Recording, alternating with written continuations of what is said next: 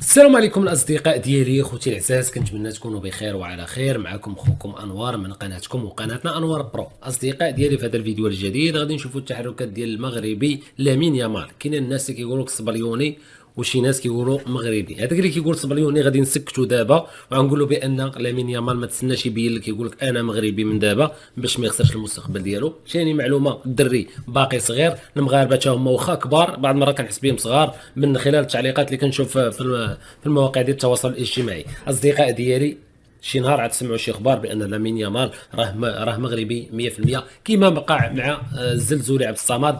كلشي ناض كيهضر اسبانيا العالم كذا وكذا، في الاخر جا سكت المغاربه وكلشي زاد فمو. اصدقاء ديالي، غادي نخليكم تشوفوا اليوم لامين يامال. اليوم قدم مباراه عالميه، عطى اسيست عالمي وصيفط واحد الصاروخيه ضربت في العارضه وكملها ليفاندوفسكي وسجل الهدف ديال الانتصار. اصدقاء ديالي، مباراه جميله جدا. كل ما كنطلب من خوتي المغاربه هو الضغط على الزر ديال لايك، بارطاجيو لينا الفيديو، خليوه يوصل جميع المغاربه في جميع. اصدقائي الاعزاء، كنتمنى تكونوا استمتعتوا معنا بهذا الفيديو. كنتمنى تعطيوني الاراء ديالكم من خلال التعليقات. الناس اللي مازال ما داروش لينا لايك، ما كرهتكمش خوتي الاعزاء، سبركونا على ذاك اللايك، بارطاجيو لينا الفيديو، خليوه يوصل جميع المغاربه في جميع انحاء العالم. اما الناس اللي ما مشتركينش في القناه، ما كرهتكمش خوتي الاعزاء، تشتركوا في القناه، تفعلوا الزر ديال الجرس باش توصلوا دائما بالجديد ديالنا. تهلاو لي في راسكم بزاف. موعدنا في فيديو قادم. كيف العاده كان معكم خوكم انوار من قناتكم وقناتنا انوار برو. تهلاو لي في راسكم. السلام عليكم.